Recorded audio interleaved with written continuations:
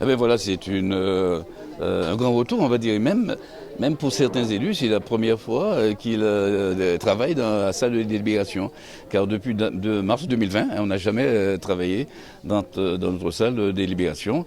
Et aujourd'hui, il fallait, disons, on va dire, c'est opportun. Il fallait adopter, on va dire, une délibération pour gérer le conflit que nous avons connu, qui a duré 6 mois, et faire parvenir ça à la comptabilité publique. Ensuite, nous avons quelques dossiers en retard après ce dysfonctionnement de 6 mois. Concernant la convention avec l'EPF, concernant aussi le paiement de certaines dépenses qu'il fallait donc mettre en conformité avec ce que le payeur, le comptable public demande. Ensuite, mettre la ville toujours sur sa dynamique de travail avec l'embauche d'un chargé de mission dans le cadre de la préservation de la biodiversité.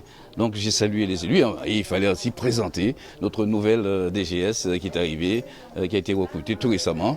Donc c'est un conseil municipal qui à la fois, sacrifie un peu, son retour dans cette salle-là, et en même temps ça va s'engager aussi à faire en sorte que la sérénité revienne au sein de notre collectivité après ces douloureux moments. Et on a profité pour rendre hommage à Mme Michel Chevry, qui a été aussi élue de la ville de 1959 à 1965. Oui, ce que je disais, aux membres de la municipalité qui pourraient donc nous reprocher d'aider, la minorité surtout, qui pourraient nous reprocher d'accompagner le Tour cycliste de la Guadeloupe. Mais c'est vrai que nous aurons de grosses dépenses, surtout après ce moment de grève. Mais il faut que la vie continue.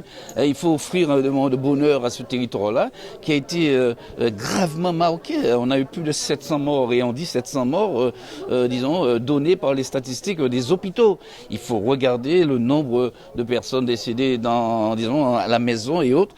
Donc il faut donner un souffle de vie à notre territoire. Et c'est la raison pour laquelle, on va dire l'instigation de ma mère adjointe chargée du sport, on a maintenu l'accompagnement du Tour cycliste pour avancer. Ensuite, on a l'EPF maintenant, qui nous accompagne, l'établissement public foncier, pour transformer la ville, l'aménager selon notre philosophie, un aménagement durable où la personne est prise en compte, des espaces de cohésion, des espaces de détente, de convivialité soient pris en compte, et qu'à la fois il y a des services de proximité. Donc il faut de la technicité, et l'EPF nous accompagne. On a signé à nouveau la convention, et on a fait face aussi, bien sûr, à nos petites dettes envers la crèche municipale. Ça, c'était important pour nous. Quelques fournisseurs qui ont subi quelques retards.